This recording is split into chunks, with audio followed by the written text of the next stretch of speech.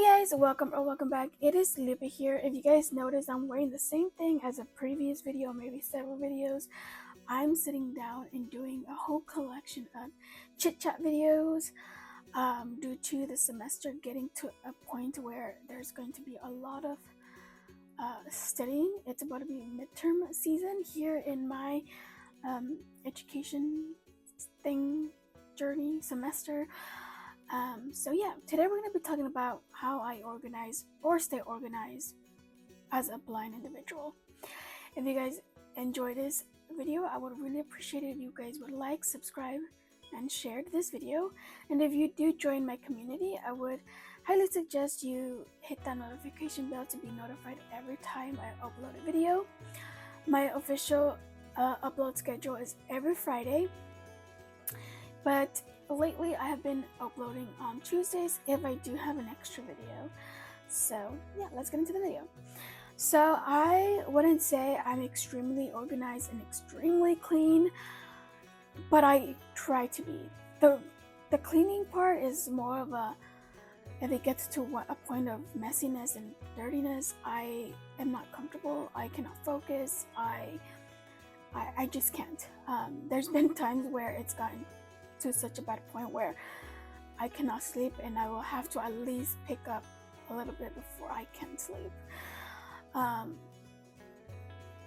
the only times, honestly, when my room gets really dirty is when I'm not doing well mentally, and so it could go weeks with me not cleaning at all, and that's how anyone can know if I'm not doing well mentally. By the way, I have a pumpkin spice latte from Starbucks. I forgot to ask you to join me with a beverage, so you can pause and go do that.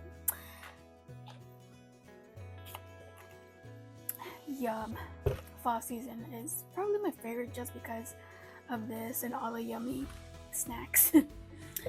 Anyways, yeah, so organizing. I have never been taught a specific way to organize. I've never been taught methods specifically aimed for blind individuals to keep things organized. I was just taught little things here and there by mostly my aunt, sometimes my mom, but my aunt was the one who would go to conferences at my elementary school where they would teach parents how to teach their blind children or children with disabilities how to be mostly independent or as much as they possibly can in their specific case. And so that's how my aunt was able to teach me a couple things, and the rest, as I got older, I just found ways I organized myself. Some people don't understand the way I organize, but of course, I don't have any adapted tools to help me organize. I don't have the pen pal, which is a little device thing where you can have labels where you can record, example, if I have body sprays, I have a lot of those actually. I can put a label on it, and then I can scan the pen over it, and it will say a recording that says, oh, it's the cucumber melon scent or whatever. I don't have that, even though I really, really want to get one, and I actually might get one for myself as a Christmas gift or something. We will see how that goes.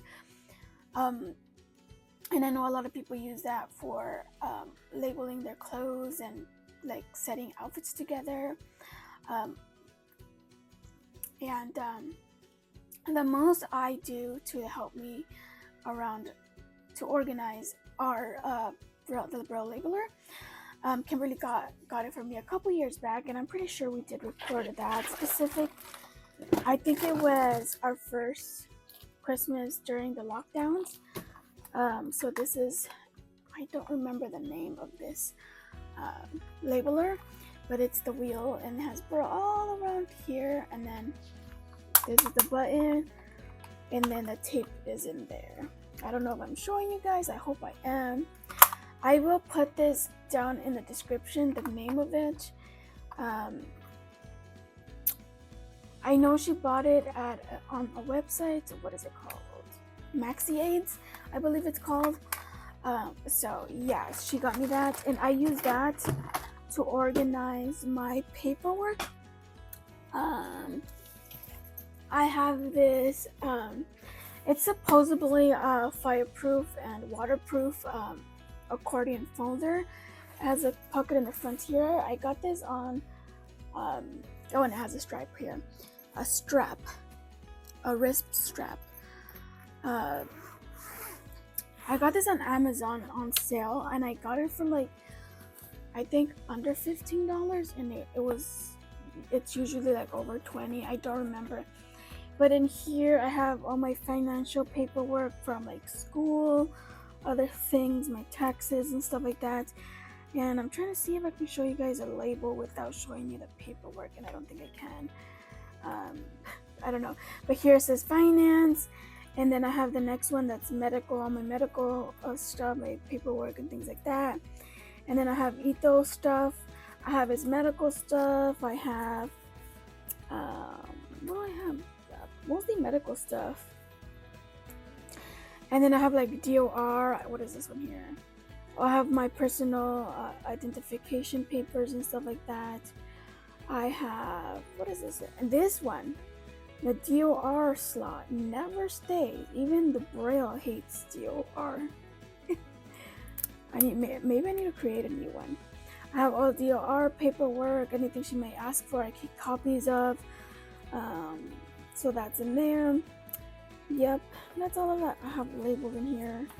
I have SSI stuff, which the label fell, and I just realized that.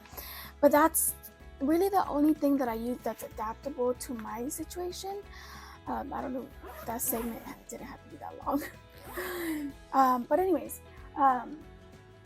as for my clothes, like I said, I don't use any specific tools. I have a certain set of drawers. One drawer is for t-shirts, one drawer is for pajamas, another drawer is for shorts and undershorts for when I'm wearing skirts or dresses. I do have a couple of thin sweaters in that drawer. And then the other drawer is my jeans, leggings, and house leggings. And they're all piled up. I've shown you guys that in the past. And then for my shoes, I literally just have them side by side. I don't have more than one set of shoe that's the same, except of their flats, but at the moment I just have one set of flats. And then for my clothes that I hang up, I just literally just hang them up. I remember the color of certain things, and then if I want to pair it up with something other that I know it's also colored, I'll just ask mom or my sister. Mostly my sister if it matches. And so that's how I do that kind of stuff. I don't use anything adaptable. It's just not how I was raised, not how I grew up. Even I think I grew up in the in-between where adapted tools were starting to be created, but they were not the best at that moment. So in my mind, I was like, they're not very accurate, so there's no point in me getting it. To where things are getting really good and very useful. Another thing I do use actually is Be My Eyes. I use the AI feature a lot. So I guess that's another thing I have incorporated into my lifestyle in the last, I would say, 2 years. So yeah, that's that. You know, I'm afraid to bring technology into my day-to-day life, mainly because of finances. I'm like, DOR, especially in my country specifically, won't give me things that I need if a professional doesn't help me, like say she does need this because so and so, you know. So it's not worth the hassle for me, and financially I cannot afford most of the stuff. And if I could afford it once, I would be like, I would become dependent on it. And after getting dependent on whatever tool that may be, and if it breaks or if I lose it financially doesn't make sense.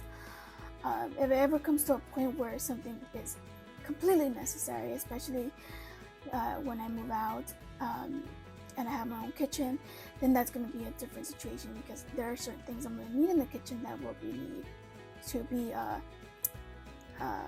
adapted to. So yeah, I guess that's it for this video, you guys. Thank you so much for stopping by, and we'll see you guys on the next one.